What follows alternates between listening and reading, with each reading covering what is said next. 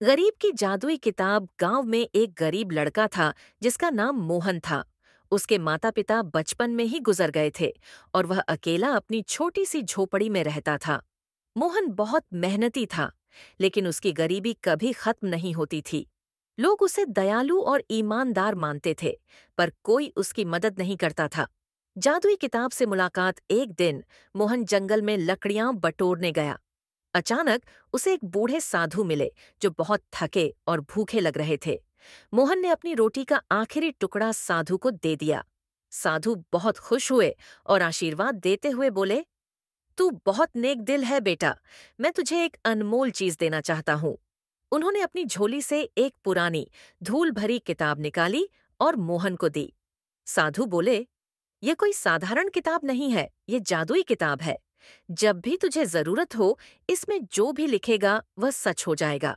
लेकिन याद रखना, इसका इस्तेमाल केवल अच्छे कामों के लिए करना, वरना यह किताब गायब हो जाएगी।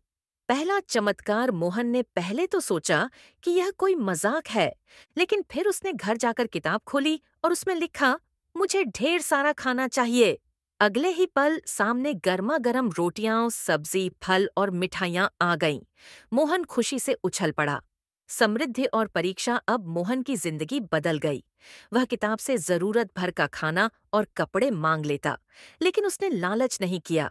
उसने गांव के भूखे लोगों को भी खाना खिलाया और उनकी मदद करने लगा। धीरे धीरे गांव के लोग उसकी दरिया दिली की तारीफ करने लगे। लेकिन गांव का लाला, जो बहुत लालची और कंजूस था, ये सब देखकर जलने लगा। उसने मोहन से किताब चुराने की योजना बनाई। एक रात लाला ने अपने आदमियों को भेजकर मोहन की झोपड़ी से किताब चोरी करवा ली। लालच का अंत। लाला बहुत खुश हुआ और उसने किताब में लिखा, मुझे ढेर सारा सोना चाहिए।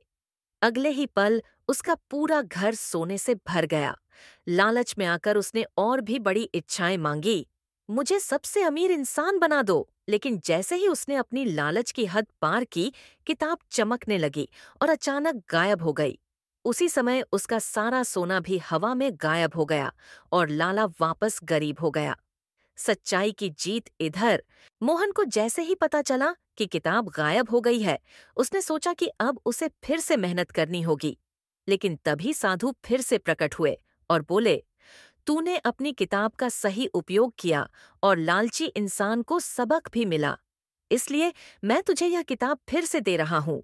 मोहन ने किताब वापस पाई, लेकिन अब वह पहले से भी समझदार हो गया था। उसने किताब का इस्तेमाल केवल जरूरतमंदों की मदद करने के लिए किया और धीरे धीरे उसका गांव खुशहाल हो गया।